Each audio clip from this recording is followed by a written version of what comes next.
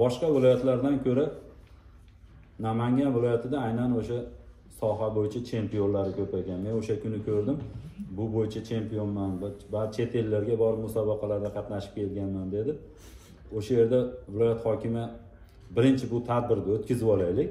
Shunda haligi aholini ehtiyojini bunda ko'rib chiqamiz. Shunga asosan shu narsani tashkil qilib beraman deb va'da berdi.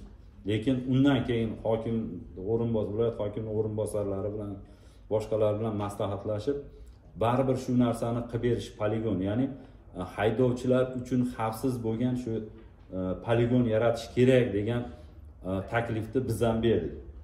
Biz bu narsani qanchalik cheklasak, ular qochib, mana ko'ryapsizlar, o'sha yo'lda yuksalish yo'li deymizmi? Yuksalish yo'lida odamlar yo'lni o'rtasida turib olyapti. Yo'lni chekkalarida turib olyapti. Ular shu kuchaytirilgan motorlar bilan tezlikni oshirib ketyapti. Bu umuman xavfsizlik nuqtai nazaridan nol deganida, o'sha mashinani roli hammamiz mashina minamiz. Bitta chertilib ketsa, tomoshabinlarda hammasini qirib yuboradi-da. Bundan qochib qutulib bo'lmaydigan tezlik. Biz kuzatib boramiz. Shuning uchun o'sha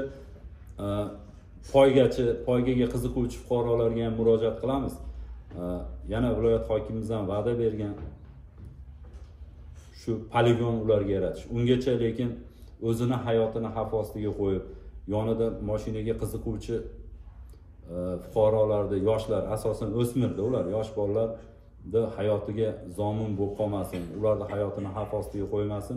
Aka, bu bo'yicha yana sizga qo'shimcha axborotlar berib boramiz. Bu lekin Namangan viloyatida shunaqa poligon qilish rejalashtirilgan. Shu festivaldan mana